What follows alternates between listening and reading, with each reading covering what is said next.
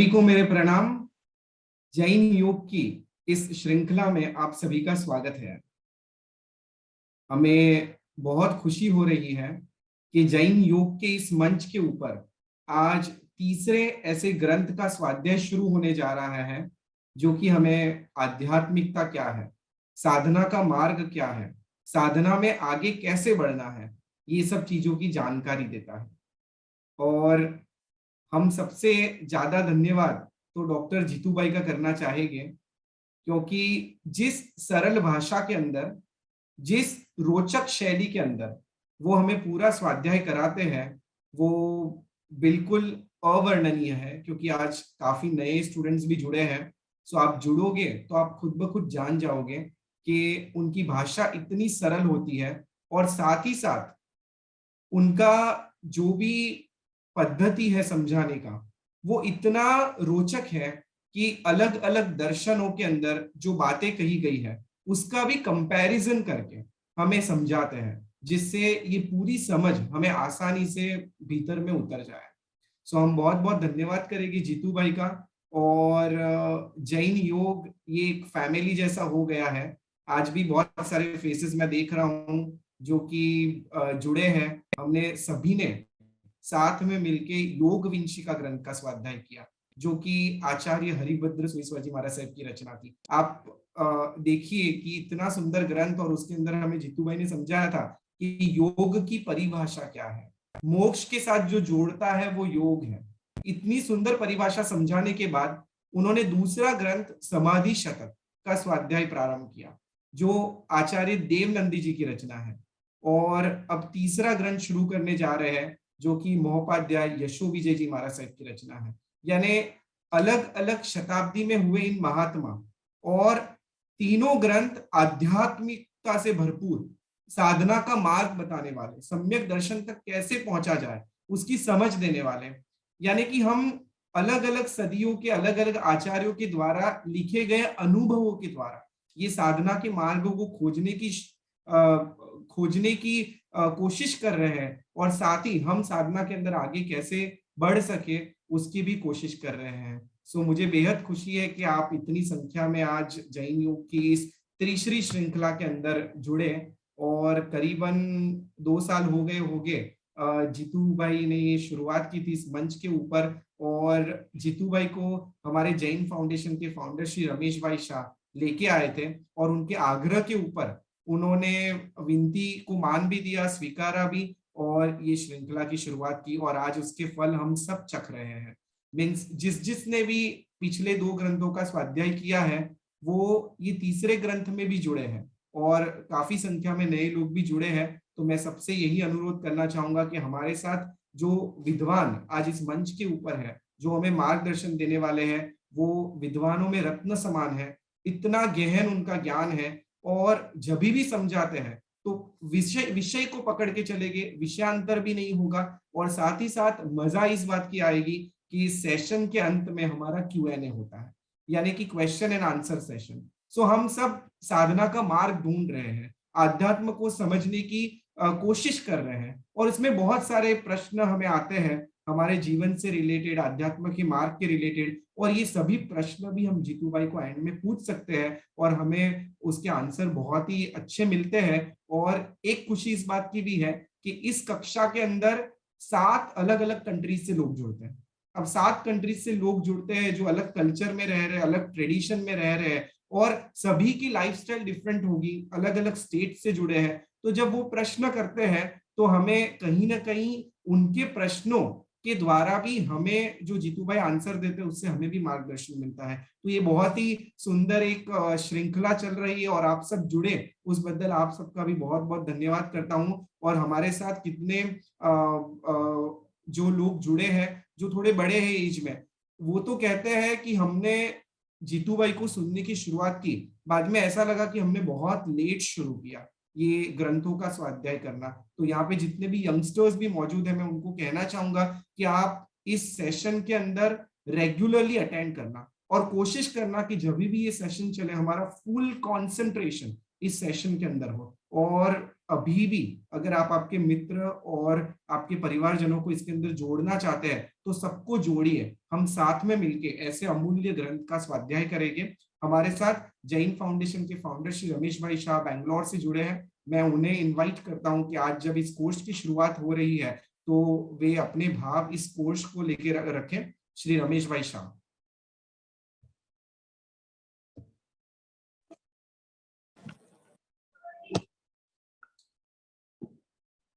Jai Jinendra to all. Today we are going to start another new course under the Jain Yoga vertical. I would like to congratulate the entire team of Jain Foundation on this occasion. Especially thank to Jitubhai Shah for his constant support and guidance. In fact, I am so happy today that this was my dream, that people join on the platform, but at the same time, it becomes more interactive session by question and answer, and it is coming to reality. At the same time, it is my unfortunate, because of multiple reasons, I am unable to join to the great scholars talks like Jitubai. If you ask me with the limited knowledge what I have, if you ask me if you can say 3 diamonds in the entire our Jain community, I can say proudly Jitubai Shah is one of them, definitely. And it is my unfortunate that I am not able to join and learn to his classes because of various reasons. But I am at the same time, I'm very fortunate to have Jitubai on our platform. He is associated with the Jain Foundation for the last 2 years. I don't think there is any gap in between when I first requested him. Under his guidance, we completed the study of Yoga Vanshika, Vinashika, and Samadhik Satak Granth. Today, we are going to start the study of Adhyatmopanishad in great detail. And for the next 12 months, I mean, it's almost a course of 1 year, we will be learning this Granth in thorough detail every Monday. We all know Jitubai's vast experience, his scholarship. His cooperation has been so much that he has a big hand in whatever little work being done for the Jain propagation of Jainism by the Jain Foundation. Jitubai has many other dreams to start a small center, which I am sure at an appropriate time Jitubai will share it. And we are also trying to see how we can associate with that center, which is going to come near Shankeshwar. Jitubai makes a point in such a way that everyone understands it and with great ease. I would like to tell all the viewers to take full advantage of Jitubai's scholarship. This book of Adhyatmopanishad is a great favor to all of us by Mahopadhyaya Yasho Vijayji Maharaj. In Yoga Vanshika, definition of yoga is given. योग क्या है? तो आचार्य हरिभद्र सुनी ने बताया मोक्षे ना योजनात योग, that which connects us with moksha is yoga, and this book throws light on Jain yoga. I hope this course will provide the direction in our sadhyaya, in our sadhana, and in our sadhyaya. With this hope, we will start the study of this book. I heartily thank all the viewers. They are associated with us today in such a large number with so much of enthusiasm. Thank you, Jai Jinendra. Once again, welcome Jitubai. Thank you so much. Thank you so much, Ramesh Bhai, for your kind words and constant support to promote Jain Darshan and Adhyatma Marg. Now, I would like to invite Dr. Jitendra B. Shah on this platform, and I request him to start this series. Jitu Bhai, pranam. प्रणाम. नील भाई, आवाज पूरी सुनाई दे रही है? Yes, Jitu Bhai. Okay, thank you very much. Jain योग के इस मंच से हम आज पुनः जुड़ रहे हैं। हमारे इस जैन टॉक और जैन योग के संस्थापक श्री रमेश भाई ने एवं नील भाई ने बताया कि जैन योग इस प्लेटफॉर्म से हम लोगों ने 2 ग्रंथों का स्वाध्याय परिपूर्ण किया। पहले योग विंशिका, जिसमें केवल 20 श्लोकों का स्वाध्याय था। जैन योग क्या है, उसका क्या महत्व है, उससे क्या प्राप्त होता है, आदि अनेक बातों पर हमने योग विंशिका के द्वारा चिंतन किया। उसके बाद समाधि शतक या समाधि तंत्र पूज्यपाद देवानंदी जी द्वारा विरचित एवं महोपाध्याय यशो विजय जी द्वारा गुजराती भाषा में अवतरित ग्रंथ का स्वाध्याय किया गया। बहुत लंबे समय से हम इस मंच से स्वाध्याय करते आ रहे हैं और हमने देखा है कि जैन योग किस तरह से हमारे जीवन को प्रभावित करता है। उसका स्वाध्याय हमारे अंतरंग भावों को किस तरह से प्रभावित करता है, एक बहुत ही अद्भुत घटना है। कई साधकों ने, कई श्रोताओं ने, कई अभ्यासों और जिज्ञासुओं ने अपने सुखद अनुभवों की बात मुझे कही है। उन्होंने बताया है कि जब से हम जैन योग के इस स्वाध्याय में जुड़े हैं, उसके बाद हमारे जीवन में एक अलग प्रकार का आनंद का अनुभव हुआ है। ये बात सही है जो नील भाई ने बताई थी कि ये एक ऐसा मंच है जहां से हम योग के बारे में बात कर रहे हैं। योग आज का बहुत चर्चित विषय है। पूरा विश्व आज योग की विषय में चर्चा कर रहा है। योग इसलिए महत्वपूर्ण विषय बन चुका है क्योंकि आज की वर्तमान समय की समस्या इतनी गंभीर बन चुकी है। हमारा जीवन अनेक स्पर्धात्मक भावों से जुड़ा हुआ है। अनेक प्रकार के कंफ्यूजन से हम घिरे हुए हैं। अनेक प्रकार के कार्यों में हम व्यस्त हैं। इसका प्रभाव हमारे शरीर पर और हमारे मन पर पड़ता है, और जब मन पर प्रभाव पड़ता है तो मन में विभिन्न प्रकार के भाव उदित होते हैं, जन्मते हैं, और उसके द्वारा मन में क्लेश उत्पन्न होता है। मन के क्लेश को शांत करने का विज्ञान ने कई उपाय दर्शाए, लेकिन उस उपाय का साइड इफेक्ट बहुत ही खराब शरीर पर पड़ता है और उसके कारण उस प्रकार के उपचार से लाभ होने के बजाय हानि होती है। हमें एक ऐसे उपाय की खोज करनी है जिस उपाय से, जिस उपचार से हमारी आंतरिक समस्याओं का समाधान हो सके। हमारे पूर्वाचार्यों ने बहुत सदियों पहले हमें उपचार बताया था, लेकिन हम विकास की आड़ में, विकास की दौड़ में सब कुछ भूल करके अपने जीवन के महत्वपूर्ण समय को बिगाड़ते रहे, और जब उसके परिणाम, दुष्परिणाम हमने देखे तब हम चौंक गए कि इस प्रकार के दुष्परिणाम से मानव जीवन त्रस्त हो गया है, दुखी हुआ है।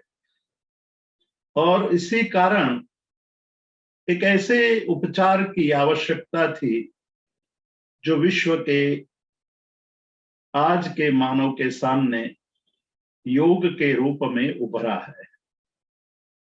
योग जब शब्द हम बोलते हैं तो हमारे सामने दो बात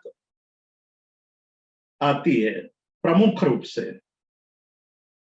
पहले कुछ साल पहले तक तो हम जब योग शब्द बोलते थे तो केवल आसन तक ही हम सीमित हो जाते थे। आसन को ही हम योग कहते हैं, कहते रहे। अलग अलग प्रकार के आसन करने वाले को हम योगी कहते थे। आसन की संख्या विभिन्न ग्रंथों में विभिन्न बताई गई है। पद्मासन से लेकर के 84 आसनों तक की संख्या गिनाई जाती है। प्रत्येक आसन का कोई न कोई लाभ है।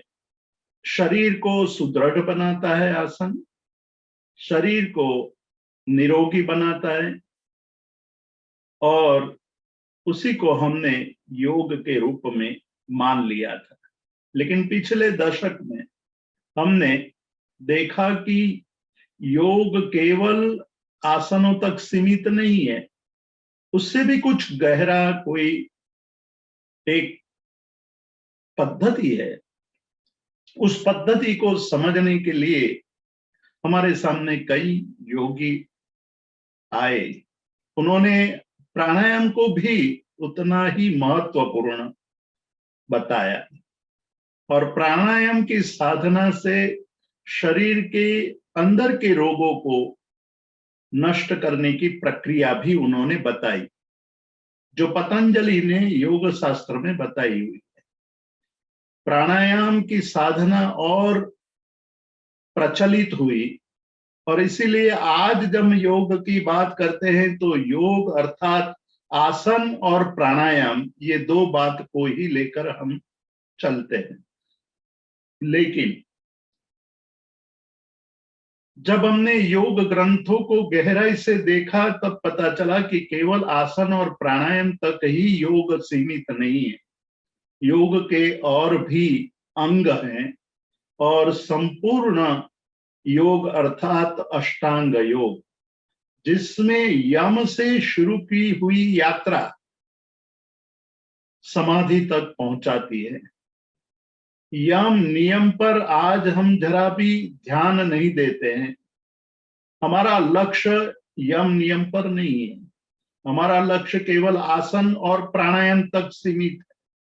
लेकिन पतंजलि कहते हैं कि आसन और प्राणायाम तो योग के केवल 2 अंग हैं, और भी 6 अंग हैं।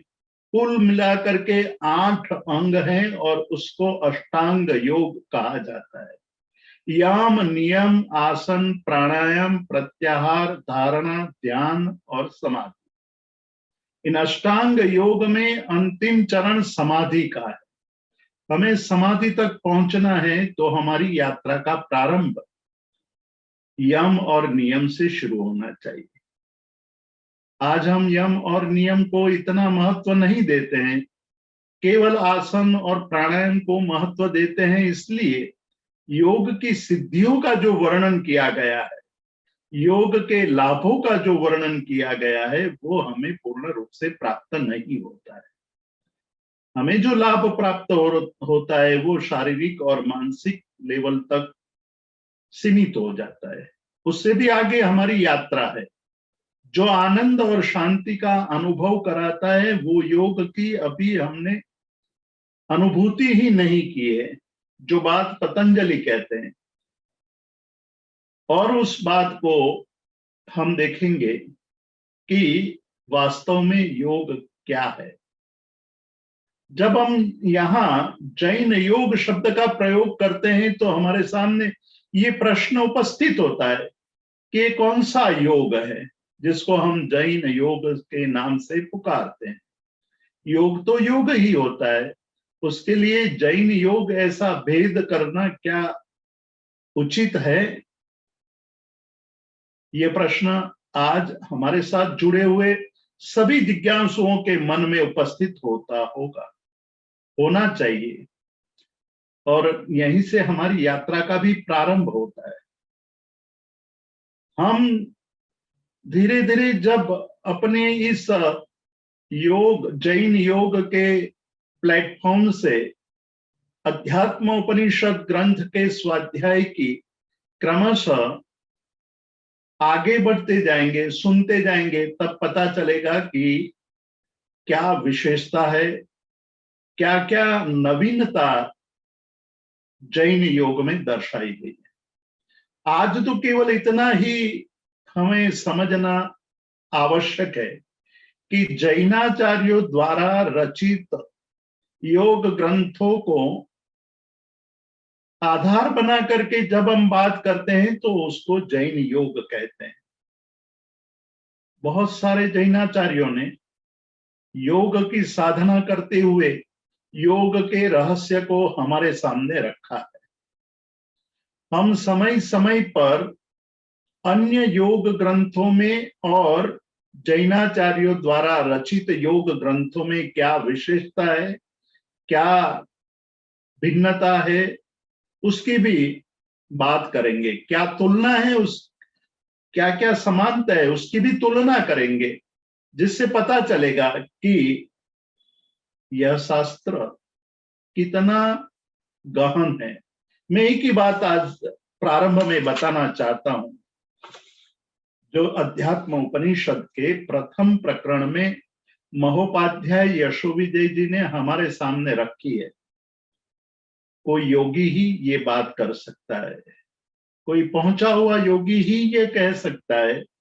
उन्होंने ये कहा कि भाई शास्त्रों का अध्ययन क्यों करना चाहिए, शास्त्रों के अध्ययन से क्या लाभ है, और शास्त्र किससे कहते हैं, शास्त्र का अर्थ क्या है। वो सारी बातें हम शनै शनै इस मंच से स्वाध्याय के द्वारा अलग अलग समय पर उसकी चर्चा करेंगे। लेकिन यहाँ कह रहे हैं कि माध्यस्थमेव शास्त्रार्थो, शास्त्र का रहस्य, शास्त्र के अध्ययन से हमें कोई लाभ होता है तो वो माध्यस्थ भाव है। माध्यस्थ भाव के बिना आगे की यात्रा हो नहीं सकती है। माध्यस्थ भाव, ताटस्थ्य, तटस्थ भाव, जब तक हम तटस्थ होकर के चिंतन नहीं करते हैं तब तक हमें तत्व का रहस्य समझ में नहीं आता है।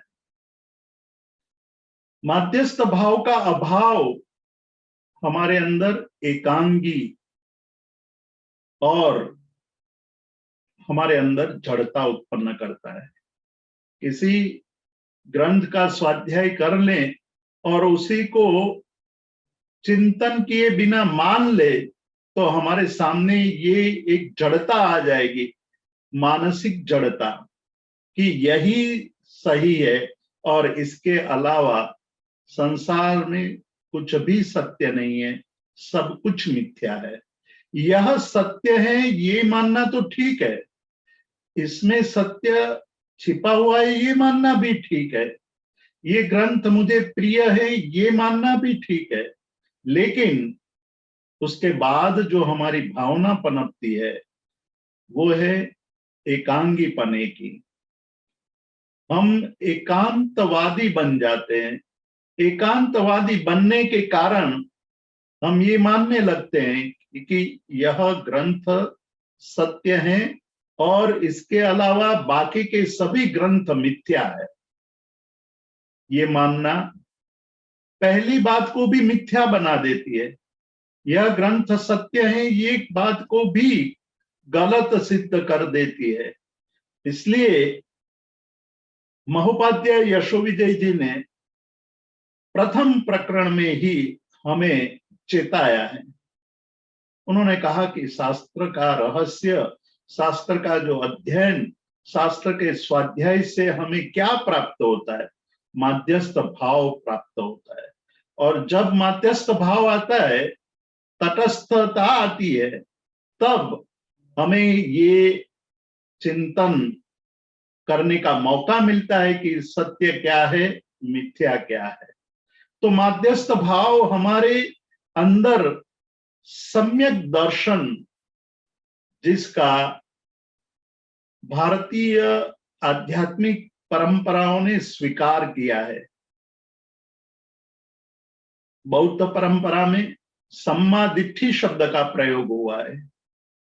सम्मादिट्ठी सम्यक दृष्टि का पाली रूप है। सम्मादिट्ठी अर्थात सम्यक दृष्टि।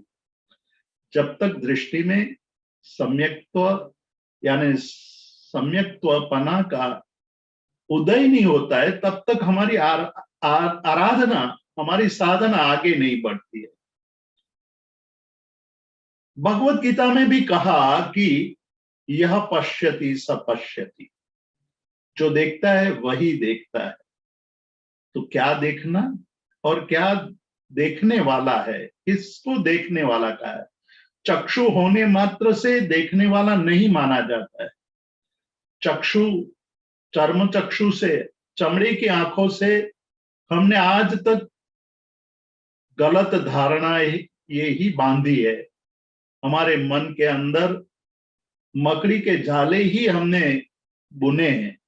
उस मकड़ी के जाले को तोड़ना और कल्पनाओं से मुक्त होने का, भ्रमों से मुक्त होने का, हमारे अंदर जो भ्रम पड़ा हुआ है उस भ्रम से मुक्त होने का जो हमें मार्ग प्राप्त होता है, वो माध्यस्थ भाव से ही प्राप्त होता है। अन्य दर्शनों में मैं और ज्यादा विस्तार यहां नहीं करना चाहता हूं, लेकिन अन्य दर्शनों में माध्यस्थ भाव, सम्यक दृष्टि, आंतरिक विशालता, विशाल भाव, इन सबका बहुत महात्म्य बताया है। महोपाध्याय यशोविजय जी यद्यपि बहुत अर्वाचीन है, बहुत अर्वाचीन, 300 साल हुए उनको हुए। हमारे भारतीय संस्कृति के सामने प्राचीन काल से, वेदों से लेकर के शास्त्र ग्रंथों की रचना का प्रारंभ हो चुका। 5000 सालों से ग्रंथों की रचना होती रही है। वेदों के पश्चात उपनिषदों की रचना हुई। उपनिषद भी ऋषियों के अंतर में साधना के द्वारा जो नवनीत प्राप्त हुआ, उस नवनीत को हमारे सामने रखा उन्होंने, वही उपनिषद कहलाए। उपनिषद का एक अर्थ नवनीत होता है। जिस तरह से दूध को दही बना करके, दही को जब मथते हैं तो मथते मथते उसमें से मक्खन अलग हो जाता है, छाछ अलग हो जाती है, छाछ के ऊपर मक्खन तैरने लगता है, फिर मक्खन को उस छाछ के अंदर डुबाने की कोशिश करे तो भी वो डूबता नहीं है मक्खन। उसी तरह ये ज्ञान के सागर को मथने के बाद जो नवनीत प्राप्त होता है, उस नवनीत को ही उपनिषद कहा है। बहुत बड़ी बात है। एक बार आप संसार के अनुभवों को मथ डालो और मथ डालने के बाद जो नवनीत प्राप्त होता है, वो नवनीत जिसको प्राप्त हुआ है वो दृष्टा, वो अनुभवी, वो ज्ञाता, वो योगी कभी भी संसार में रक्त नहीं होता है, संसार में आसक्त नहीं होता है। आज हम जिस ग्रंथ का प्रारंभ करने जा रहे हैं, हमारी यात्रा बहुत लंबी है। ग्रंथ छोटा सा है, उपनिषद कभी बड़े नहीं हो सकते। एक तरफ रामायण और महाभारत जैसे हमारे पास बृहद ग्रंथ है, बहुत लंबे चौड़े ग्रंथ है। महाभारत 1,00,000 श्लोक का विशाल ग्रंथ, रामायण भी बड़ा ग्रंथ, और भी बड़े बड़े ग्रंथ हैं हमारे सामने, लेकिन उपनिषद कभी भी बड़े नहीं, छोटे से ग्रंथ है। सबसे पहले जिसका नाम आता है वह है ईशावास्योपनिषद।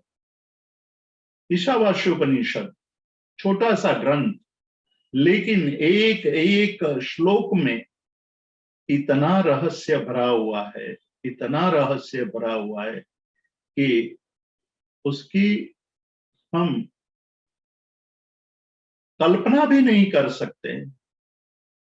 डॉक्टर सर्वपल्ली राधाकृष्णन कहा करते थे, और उनमें उतनी क्षमता थी, वो 18 घंटा निरंतर केवल ईशावास्योपनिषद पर बोल सकते थे। मतलब इतना गहन अध्ययन था। दार्शनिक तो थे ही, धर्मशास्त्र के अध्येता भी थे। अध्येता होने के कारण, अन्य दर्शनों का ज्ञान होने के कारण, शास्त्र के अंदर गहराई तक पहुंचे हुए के कारण प्रत्येक ग्रंथ के रहस्य को वो उजागर करने के लिए समर्थ थे।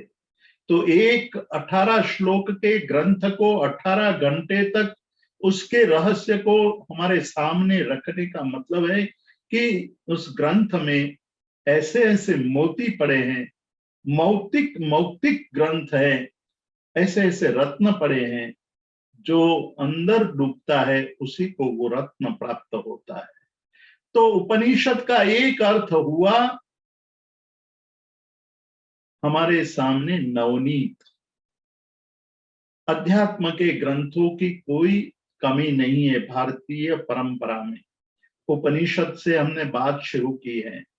एक उपनिषद ईशावास्योपनिषद की बात की, 9 मुख्य उपनिषद हैं और 108 यानी शताधिक, 100 से भी अधिक उपनिषदों वैदिक परंपरा में हमें प्राप्त होते हैं, और अन्य अन्य दर्शनों में उपनिषद नाम के ग्रंथ भी प्राप्त होते हैं।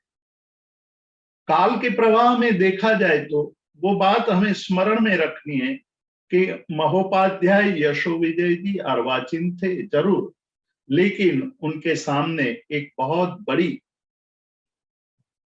विरासत मिली हुई थी। भारतीय परंपरा के महान मनीषियों के रचे हुए, उन्होंने साधना के द्वारा प्राप्त किए हुए अनुभवों को शाब्दिक स्वरूप के रूप में अनेक शास्त्र प्राप्त हुए थे। इसलिए सभी शास्त्रों के अध्ययन से उनको जो मिला है वो, और उसको मथने से जो नवनीत उन्होंने निकाला, वो नवनीत हमें इस ग्रंथ में उन्होंने दिया है। इस दृष्टि से इस ग्रंथ के महात्म्य को आप समझ सकोगे कि इस ग्रंथ का महात्म्य ये है कि पूरे भारतीय परंपरा के सभी आध्यात्मिक ग्रंथों को मथने के बाद, उसका अध्ययन करने के बाद, एक एक श्लोक जब हम पढ़ते जाएंगे, स्वाध्याय करते जाएंगे, तब हमें आश्चर्य के अलावा और कुछ नहीं होगा कि हमने ऐसी बातें कभी सुनी ही नहीं थी। हमें ये नवीन विषय, नवीन अर्थ, नवोन्मेष प्राप्त हो रहा है। तो अर्वाचीन होने के कारण इनके ग्रंथों की महत्ता कम नहीं होती है, उनके ग्रंथों की महत्ता और बढ़ जाती है। दूसरी बात याद रखनी है कि उपनिषद यानी गुरु के चरणों में बैठना। गुरु के चरणों में शिष्य विनीत भाव से जब बैठता है, तब गुरु अपने सारे ज्ञान को शिष्य में संक्रमित करता है। ये बहुत बड़ी अद्भुत बात है। भारतीय संस्कृति की यह बात अद्भुत इसलिए है कि जब तक हमारा विनय पूर्वक गुरु के चरणों में बैठने का अभ्यास नहीं होगा, तो गुरु के द्वारा दिया हुआ ज्ञान हमारे अंतर को छू नहीं पाएगा। हमारे मस्तिष्क को तो वो प्रभावित कर पाएगा, लेकिन हमारे अंतरतम को प्रभावित नहीं कर पाएगा। अंतरतम को तो प्रभावित करने के लिए गुरु के पास जाकर के शिष्यवत विनम्र भाव से विनय पूर्वक विद्या ग्रहण करनी पड़ती है। ये एक अद्भुत नजारा होता है कि गुरु के पास जब शिष्य बैठ करके अध्ययन करता है, तो शिष्य के मन में जो गुरु के प्रति भाव है और गुरु के मन में शिष्य के प्रति जो भाव है, वो जिसके पास दृष्टि है वही देख पाता है। युग बदल चुका है, सदियां बीत चुकी है। आज का युग संपूर्ण रूप से भिन्न हो चुका है। पहले गुरु जब गांव में या आश्रम में बैठे हुए होते थे, तब भी गांव के लोग, नगर के लोग अपने आप को गौरवान्वित मानते थे कि हमारे नगर का गौरव क्या है। हमारे नगर में इस आश्रम है और आश्रम में एक प्रधानाचार्य है। ऐसे प्रधानाचार्य हमारे नगर में रहते हैं, बसते हैं, वही हमारा गौरव है। लेकिन बाद समय पलटता गया। गांव के लोग जब गुरु गांव में निकलते थे तब मानते थे कि ये गुरु यहाँ निकले हैं, विनयवान हो जाते थे, नम्र हो जाते थे, नमस्कार करते थे, पैर छूते थे। ये सब अपने आप होता था। शिष्य इधर उधर हो जाते थे, कहीं गुरु की दृष्टि न पड़ जाए, वो ख्याल रखते थे। इतना गुरु का प्रभाव था। वो भी समय बहते हुए, समय बीतते हुए वो भी चल बसा। गुरु जब आश्रम में बैठे हुए होते थे, उनकी उपस्थिति होती थी, तब आश्रम में प्रवेश करने वाले सभी लोग बहुत विनीत बन जाते थे कि गुरु को पता चल जाएगा तो हमें आश्रम में प्रवेश नहीं मिलेगा।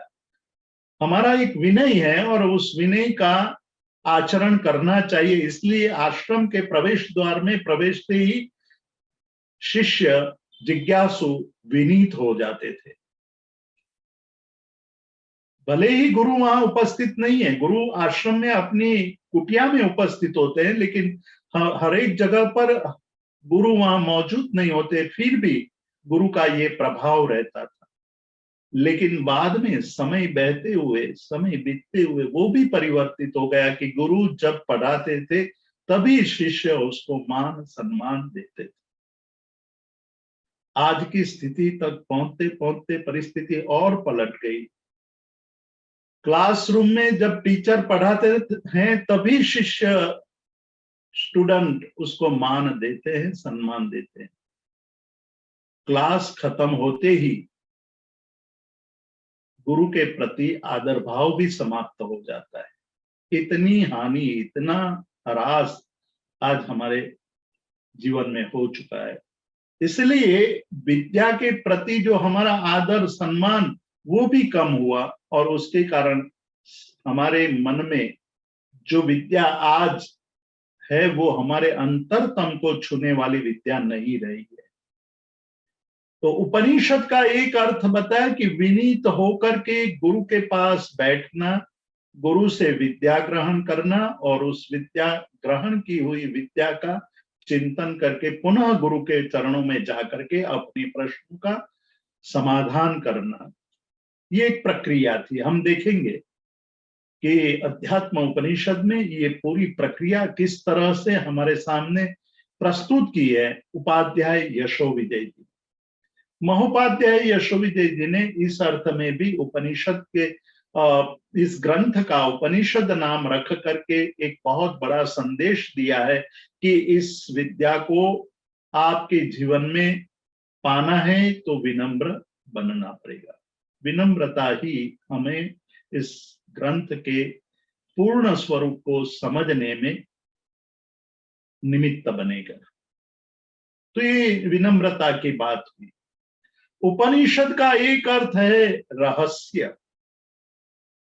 बातें बहुत होती है, एक पॉलिटिशियन बहुत बोलता है, बहुत लेक्चर देता है, लेकिन उसका उद्देश्य एकमात्र होता है कि मेरी जीत कैसे हो, मैं लोगों को किस तरह से प्रभावित करूं।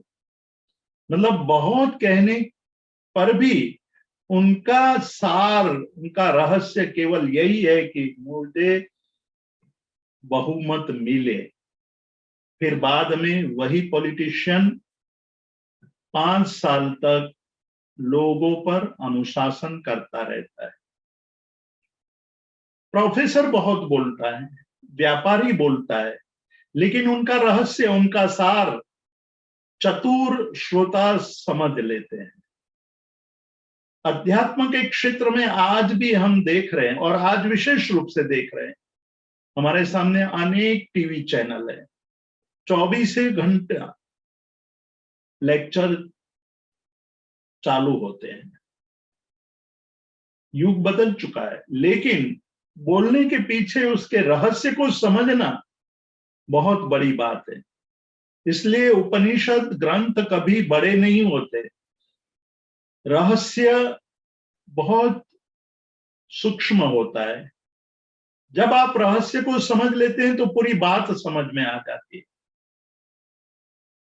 अनेक शास्त्रों का निचोड़ इन ग्रंथों में हमें प्राप्त होता है। इसलिए उपनिषद हमेशा छोटे होते हैं, लेकिन उसका रहस्य, शास्त्रों के रहस्य को संजोए हुए हमारे सामने जब ये बात आती है तो हमें आश्चर्य होता है कि एक छोटे से ग्रंथ में इतना सार भर दिया है। ये उपनिषद का अर्थ होता है। उपनिषद का एक अर्थ होता है कि ब्रह्म विद्या, अध्यात्म की गूढ़ विद्या क्या है, जो उपनिषद पढ़ लेते थे। अरे कई बार तो ऐसा होता था कि एक उपनिषद का एक श्लोक मात्र पढ़ लेने से जीवन में परिवर्तन हो जाता था। ईशावास्य उपनिषद की बात कही, उसका प्रथम शांति मंत्र है। उस मंत्र में ये कहा गया कि ओम पूर्णमदः पूर्णमिदं पूर्णात् पूर्णमुदच्यते पूर्णस्य पूर्णमादाय पूर्णमेवावशिष्यते ईशावास्य इदं सर्वं यत्किंच जगत्यां जगत् येन त्यक्तेन भुञ्जिता मा गृह्यश्चित् धन। एक श्लोक में कितनी बड़ी बातें कह दी है। ईशावास्यम इदं सर्वम, ये पूरा संसार प्रभु का आवास है, प्रभु का घर है। कोई एक ऐसा स्थान नहीं है, कोई ऐसी जगह नहीं है कि जहां प्रभु मौजूद ना हो। कलिकाल सर्वज्ञ हेमचंद्र सूरी महाराज कहते हैं कि मारहंत्यम प्रणिदत महे, इस 14 राजलोक में एक भी जगह ऐसी नहीं है कि जहां अरिहंत का आरहंत्य, अरिहंतता की शक्ति मौजूद ना हो। केवल हमें पात्रता अपनी दिखानी होगी। यदि हम पात्र ही उल्टा लेकर के भिक्षा मांगने निकलेंगे तो पात्र में कुछ भी डालेंगे तो वो गिर जाएगा। पात्र बनने की बात कही है, योग्य बनने की बात कही। आज हम कहीं भी किसी भी कार्य के लिए जाते हैं तो पहले हमारी योग्यता चकासते हैं, क्वालिफाई है कि नहीं वो देखते हैं। अध्यात्म में के लिए भी क्वालिफाई होने का मतलब है अंदर से जिज्ञासा पैदा होना। यदि हम जिज्ञासु हैं तो हमारे लिए यह अध्यात्म उपनिषद अत्यंत महत्वपूर्ण ग्रंथ है। यदि हम जिज्ञासु नहीं है तो हमारे लिए ये ग्रंथ बहुत विशेष लाभकर्ता नहीं होगा। तो उपनिषद का एक अर्थ है कि गूढ़ विद्या, रहस्य, सार, बैठना, गुरु के चरणों में बैठना आदि आदि। यहां ये इस छोटे से ग्रंथ में महोपाध्याय यशोविजय जी ने केवल 209 श्लोकों में पूरे अध्यात्म विद्या का सार हमें दे दिया है। 4 प्रकरण में विभक्त है। मैं आज उपाध्याय यशोविजय जी के जीवन के बारे में बहुत ज्यादा बात करना नहीं चाहता हूं, क्योंकि उपाध्याय यशोविजय जी का जीवन भी इतना अद्भुत, अनेक घटनाओं से भरा हुआ, और उसके लिए बहुत सारा समय चाहिए, हमारे पास उतना समय है नहीं। इसलिए महोपाध्याय यशोविजय जी के जीवन के बारे में मैं बहुत ज्यादा बात नहीं कर, मुझे जो बात करनी है महोपाध्याय यशोविजय जी द्वारा विरचित इस ग्रंथ के बारे में, और समय समय पर उनके जीवन की कोई विशेष घटना होगी जो हमारे विषय से संलग्न होगी, उसकी बात जरूर करते रहेंगे। महोपाध्याय यशोविजय जी ने शुरुआत में विद्वत भोग्य अनेक ग्रंथों की रचना की, बहुत सारे ग्रंथों की रचना की। विद्वत भोग्य मतलब कि स्कॉलरली वर्क किया, पंडितों के सामने वो बहुत शास्त्रार्थ करते रहते थे, और जब उनकी तर्क शक्ति से अपनी बात प्रस्तुत करते थे तब पंडित निरुत्तर हो जाते थे। अनेक शास्त्रार्थों में विजय प्राप्त किया था, लेकिन जब अध्यात्म योगी आनंद घन जी का संपर्क हुआ, समागम हुआ, जीवन बदल गया। हालांकि बहुत समय बाद छोटी सी उम्र में संयम लेने वाला ये बालक अपने जीवन के अंतिम चरण में प्रवेश कर चुका था। तब उसकी विद्वत्ता तो जग विख्यात हो चुकी थी, जगत के प्रत्येक पंडित उनको महान ज्ञाता के रूप में स्वीकार कर चुके थे। ऐसे महान पंडित अपनी विद्वत्ता के कारण गर्व महसूस करते थे। वो ये मानते थे कि मेरे जैसा ज्ञानी इस संसार में कोई है ही नहीं, और वास्तव में कोई नहीं था। लेकिन अध्यात्म योगी आनंद घन जी का समागम हुआ, और जिस तरह से पारसमणि के स्पर्श से लोहा सुवर्ण बन जाता है, उसी तरह महोपाध्याय यशोविजय जी कहते हैं कि मेरे जीवन के अंतिम चरण में मुझे अध्यात्म योगी आनंद घन जी का समागम हुआ। वो मेरे लिए जीवन का टर्निंग पॉइंट था। मैं कथीर था, मैं लोहा था, और मैं कंचन बन गया, मैं सुवर्ण बन गया। और उसके बाद उन्होंने अध्यात्म के ग्रंथों की रचना की। उन्होंने ज्ञान सार हमें दिया, उन्होंने अध्यात्म सार दिया और अध्यात्म उपनिषद दिया। ज्ञान सार में ज्ञान का सार, पूरे संसार के सभी ज्ञानों का सार क्या है वो बात हमें बताई।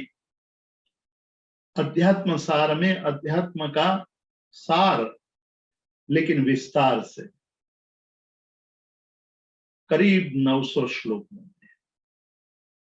फिर भी उनको लगा होगा कि मुझे संक्षेप में कुछ कहना चाहिए, सारभूत कुछ कहना चाहिए। वो बात हमें अध्यात्म उपनिषद में देखने को मिलती है।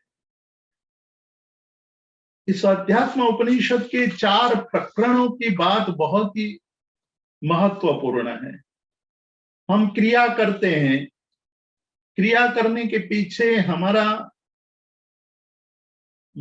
मंतव्य क्या है, हमारी मान्यता क्या है, हम क्यों क्रियाएं करते हैं। क्रिया का अर्थ धार्मिक क्रियाएं। धार्मिक क्रियाओं का करना हमारे लिए क्यों आवश्यक माना गया है वो हम जानते नहीं है, पर धार्मिक क्रिया अवश्य करते हैं। मंदिर जाते हैं, दान देते हैं, तपश्चर्या करते हैं, हम जाप भी करते हैं, हमारे इष्ट देव का चिंतन, स्तोत्र आदि आदि करते हैं। लेकिन वो क्रिया शुद्ध है कि नहीं, वो यहाँ प्रश्न पूछते हैं महोपाध्याय यशोविजय जी कि केवल कोरी क्रियाएं करने से विशेष लाभ नहीं होता है। हमारी क्रिया शुद्ध होनी चाहिए, पर शुद्ध क्रिया का मतलब केवल इतना नहीं है कि विधि पूर्वक करना। विधि पूर्वक क्रिया करने से तो एक बात की परिपूर्ति होती है, सभी बाबतों की पूर्ति नहीं होती है। सभी बाबतों की पूर्ति तो जब मन भाव अंदर से अंतर से हम क्रिया करें तब वो होती है। तो अंतर से क्रिया करने का मतलब ही शुद्ध क्रिया है। वो क्रिया शुद्ध क्रिया करने से भी पर्याप्ति नहीं मानी गई, मतलब परिपूर्णता नहीं मानी गई। और भी आगे गए कहते हैं कि वो क्रियाएं शुद्धतर होनी चाहिए। धीरे धीरे उस क्रिया में शुद्धि का अंश बढ़ते जाना चाहिए, बहुत बढ़ना चाहिए। जो कल हमने क्रिया की थी उससे आज की क्रिया में विशेषता आनी चाहिए। आने वाले दिनों में और भी विशेषता होनी चाहिए, मतलब कि प्रतिदिन हमारी क्रियाओं में एक आनंद, एक उत्साह, एक अनुराग बढ़ता जाना चाहिए। तब वो क्रिया शुद्धतर मानी गई, लेकिन वो भी पर्याप्त नहीं है। हमारी क्रियाएं शुद्धतम बननी चाहिए। तो शुद्धतम क्रिया कैसे बन सकती है, उसकी बात महोपाध्याय यशोविजय जी करेंगे, इस ग्रंथ में करेंगे। हमारे सामने जो ये ग्रंथ है, उस ग्रंथ के जो 4 अधिकार है, उसमें पहले उन्होंने शास्त्र की बात कही। शास्त्र क्या है, शास्त्र किसे कहते हैं, शास्त्र का ज्ञान क्यों आवश्यक है, शास्त्र से क्या लाभ होता है, आदि आदि अनेक बातों का उन्होंने समाधान किया है। शास्त्र के बाद उन्होंने ज्ञान का प्रकरण दिया है हमें कि केवल शास्त्र के अध्ययन से कुछ भी काम नहीं होगा। शास्त्र बहुत बहुत ज्यादा से ज्यादा आपको दिशा दिखा सकता है। ये बहुत बड़ी बात महोपाध्याय यशोविजय जी कह रहे हैं। ज्ञान की आवश्यकता पहले प्रकरण में बताई, शास्त्र की आवश्यकता पहले प्रकरण में बताई, और पहले प्रकरण में शास्त्र का अध्ययन आवश्यक बताया, लेकिन दूसरे प्रकरण में कहते हैं कि शास्त्र के अध्ययन से आपको मार्गदर्शन मिलता है, लेकिन आप उस मार्ग पर चलेंगे नहीं तो अपने डेस्टिनेशन तक कभी भी नहीं पहुंच पाएंगे। डेस्टिनेशन तक पहुंचना है तो पुरुषार्थ करना पड़ेगा। जब आप चलोगे तभी आप अपने डेस्टिनेशन, अपने लक्ष्य तक पहुंच पाओगे। ये चलना ही ज्ञान है। मतलब शास्त्र केवल मार्ग दिखाता है, शास्त्र के बाद जब आप चलने लगते हैं तो वो ज्ञान हुआ, वो ज्ञान योग बनता है। मतलब ज्ञान के द्वारा मोक्ष का संयोग किस प्रकार से होता है। यहां एक बात याद रखनी है, अध्यात्म उपनिषद के 4 प्रकरणों के नाम और उसका संयोजन बहुत ही अच्छी तरह, बहुत ही वैज्ञानिक ढंग से किया है। इसलिए केवल ये प्रकरण है ऐसा मान करके हमें इस बात को नजरअंदाज नहीं करना है। उसमें भी एक वैज्ञानिकता, साधना की पद्धति, क्रमशः आगे बढ़ने का मार्ग उन्होंने बताया है। जिस तरह से ज्ञान सार में उन्होंने पहले प्रकरण में पूर्णता की बात कही और पूर्णता प्राप्ति के लिए बाकी के 31 प्रकरण हमारे सामने रखे, और 31 प्रकरण में उन्होंने क्रमशः किस तरह से पूर्णता की तरफ हम आगे बढ़ सकते हैं उसकी बात उन्होंने कही। यहां हमें शास्त्र का अध्ययन, शास्त्र के अध्ययन से उसका आचरण मतलब ज्ञान, ज्ञान के बाद क्रिया। तो मैं बात कर रहा था योग की, कि उन्होंने 4 प्रकरणों को योग नाम दिया है। पहले को शास्त्र योग कहा, दूसरे को ज्ञान योग कहा, तीसरे को क्रिया योग कहा और चौथे प्रकरण को साम्य योग कहा। लेकिन बाद में एक शब्द जोड़ा है, वो इंगित करते हैं कि शास्त्र योग, आपके पास एक बहुत बड़ा शास्त्र भंडार है, आपके घर में 4-5 अलमारी भर करके किताबें पड़ी है, आगम है, शास्त्र ग्रंथ है, उपाध्याय यशोविजय जी के ग्रंथ हैं, कलिकाल सर्वज्ञ हेमचंद्राचार्य जी के ग्रंथ हैं, उमास्वाति के ग्रंथ है, लेकिन कहते हैं कि उस ग्रंथ से कोई विशेष लाभ नहीं होगा। आप केवल उसको देखते रहोगे तो एक भाव तो बढ़ेगा, पूजन का भाव आएगा, लेकिन जब तक उसको पढ़ोगे नहीं तब तक उससे कोई लाभ प्राप्त नहीं होगा।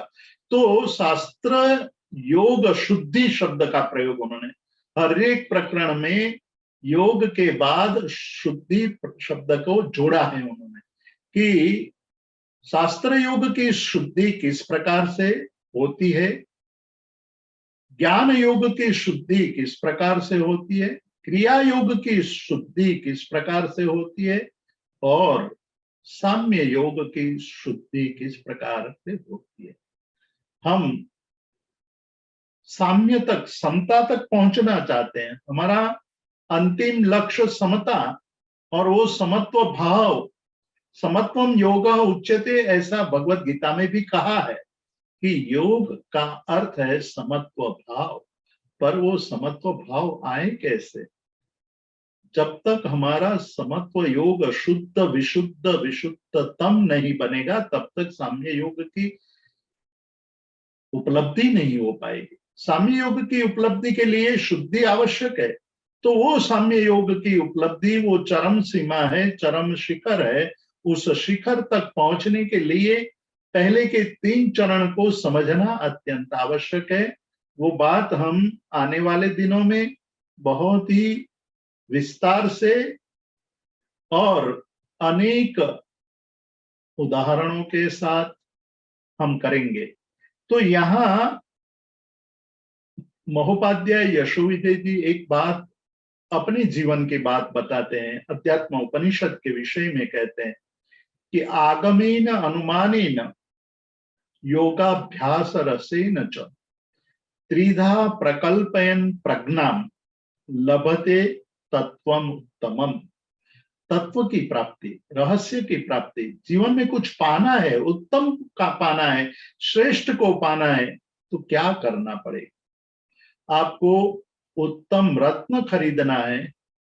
आपके जीवन में एक कल्पना आपने की है शुरुआत के दिनों में कि मुझे उत्तम रत्नों का हार चाहिए।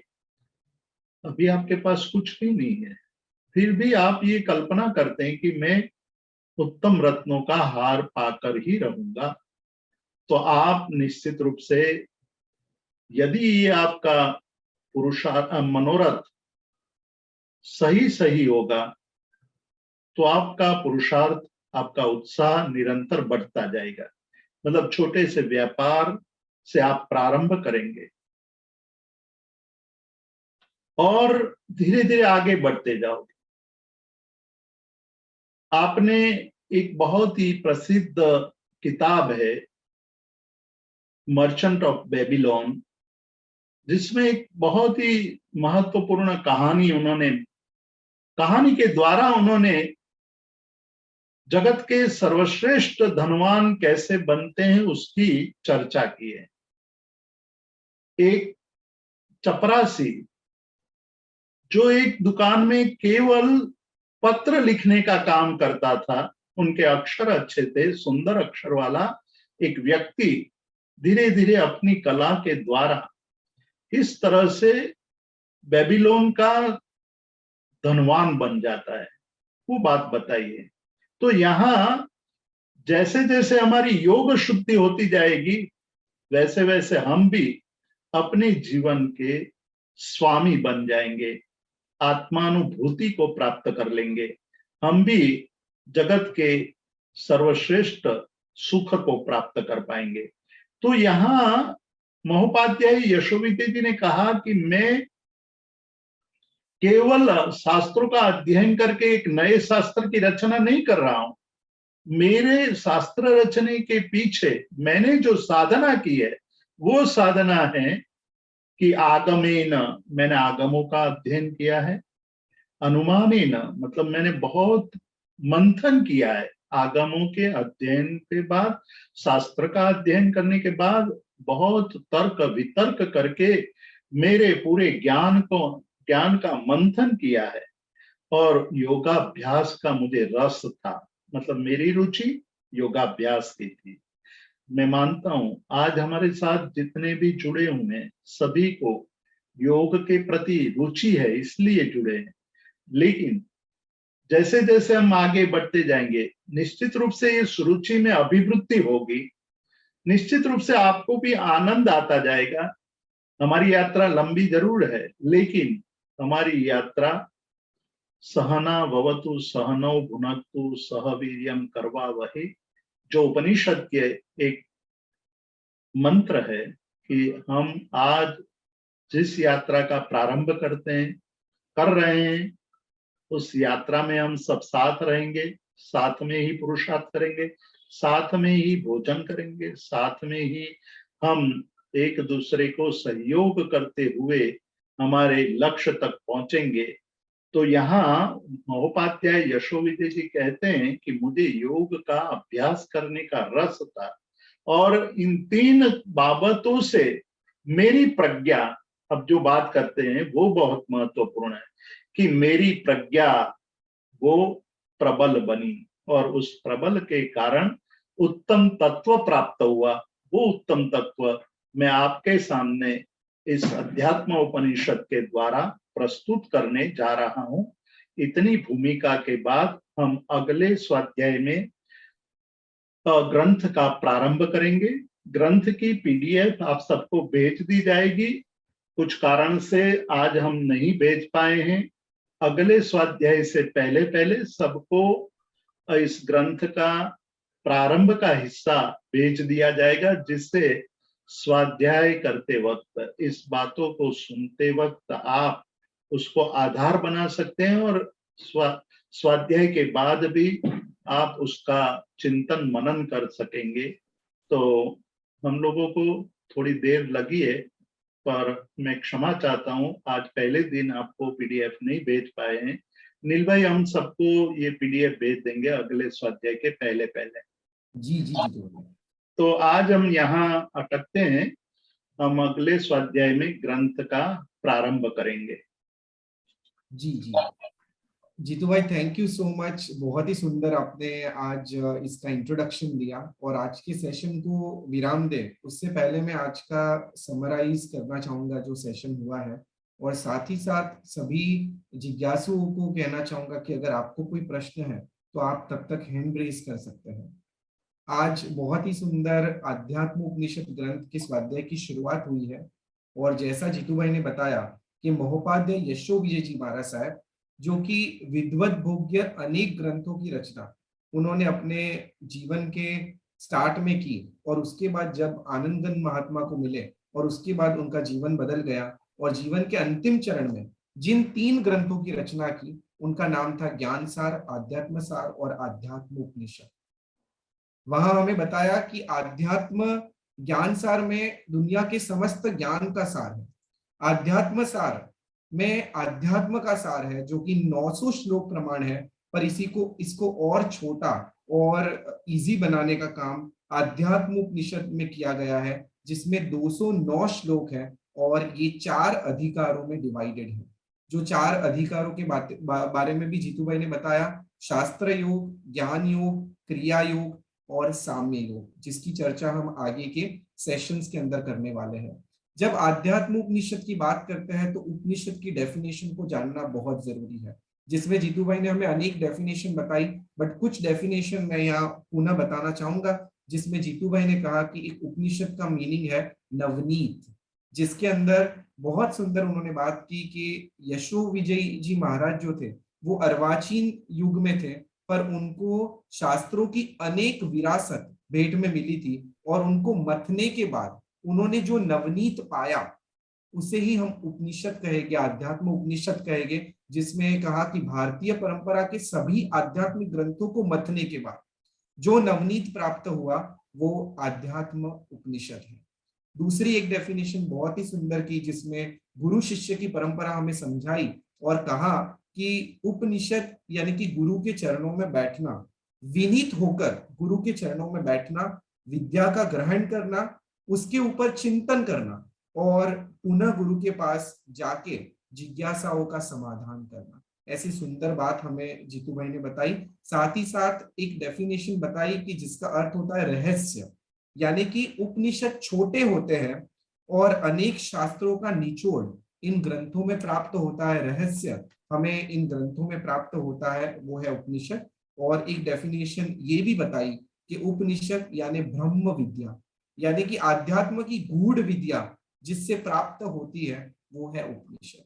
तो ऐसे ही आध्यात्म उपनिषद ग्रंथ का आज स्वाध्याय शुरू हुआ है। मैं आशा रखता हूं कि हम इसी तरह इस स्वाध्याय में आगे बढ़ेंगे और आज के ये पूरे सेशन की रिकॉर्डिंग आपको the Jain foundation YouTube channel के ऊपर अवेलेबल होगी। तो अगर आपने ये चैनल को सब्सक्राइब नहीं किया है तो आप YouTube पे द जैन फाउंडेशन टाइप करिए और चैनल को सब्सक्राइब कर दीजिए। आपको 2 दिन के भीतर इसकी रिकॉर्डिंग प्राप्त करवाई जाएगी और हमारी कोशिश रहेगी कि ये पूरे लेक्चर को रिटर्न फॉर्म में भी आपको दिया जाए, जिससे अगर आपको रीड करके इसको पूरा रिवाइज करना हो तो आप वो भी कर सके। इसलिए आप ग्रुप में एक्टिव रहना और चेक करते रहना, जो भी मटेरियल आपको प्राप्त होगा उससे आप स्वाध्याय की ओर आगे बढ़ सकते हैं। तो इसी के साथ हम आज के सेशन की समरी को विराम देते हैं और जिसको भी प्रश्न है वो हैंड रेज कर सकते हैं। रेडमी 9 आप अनम्यूट कर सकते हैं।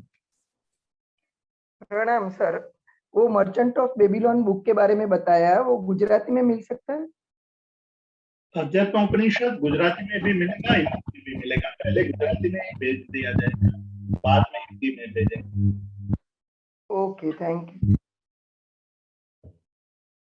जी। सो जीतू भाई, आज तो ऐसे कोई प्रश्न है नहीं, आपने बहुत सुंदर आज भूमिका ये की है। सो अगर किसी को कोई भी ऐसे प्रश्न है तो आप जैन फाउंडेशन के एडमिन को भी भेज सकते हैं, हम जीतू भाई के पास वो प्रश्नों को पहुंचाएंगे और अपकमिंग सेशंस के अंदर वो प्रश्नों के समाधान भी करेंगे। तो इसी के साथ मैं पुनः धन्यवाद करता हूँ। आज की सीरीज में हमारे साथ मंच पे पंडित वर्य, विद्वत वर्य, प्रोफेसर जितेंद्र बी शाह जुड़े हैं और सभी से पुनः कहना चाहूंगा ये बहुत ही सुंदर ग्रंथ है। आज आपने भूमिका सुनी है तो मैं चाहता हूं कि आप अगर आपके मित्र और परिवारजनों को भी इस श्रृंखला में जोड़ेंगे तो हम सबको इसका लाभ होगा और साथ में हम लोग लर्न करेंगे और साथ में हम हमारे साधना मार्ग में आगे बढ़ सकते हैं। तो पुनः इसी के साथ सभी जिज्ञासु मित्रों का भी मैं धन्यवाद करता हूं कि आप इतनी भारी संख्या में आज इस मंच के ऊपर जुड़े हैं। इसी के साथ आज के सेशन को विराम देते हैं और विराम देने से पहले जगत के सभी जीवों का कल्याण हो, जगत के सभी जीवों का मंगल हो, जगत के सभी जीव हमारे मित्र हैं, कोई भी हमारा वैरी नहीं, इस भावना के साथ प्रार्थना। अणु परमाणु शिव बनी जाओ, अखा विश्व नु मंगल थाओ, सर्वे जीवो मोक्षे जाओ। कामे मी सव्व जीवे सव्वे जीवा खमंतु में, नित्य में सव्व भूयेषु वैरम मज्जन केणै, सर्वथा सौ सुखी थाओ, पाप ना कोई आचरो, राग द्वेषति मुक्त बनीने, समता सौ समाचरो।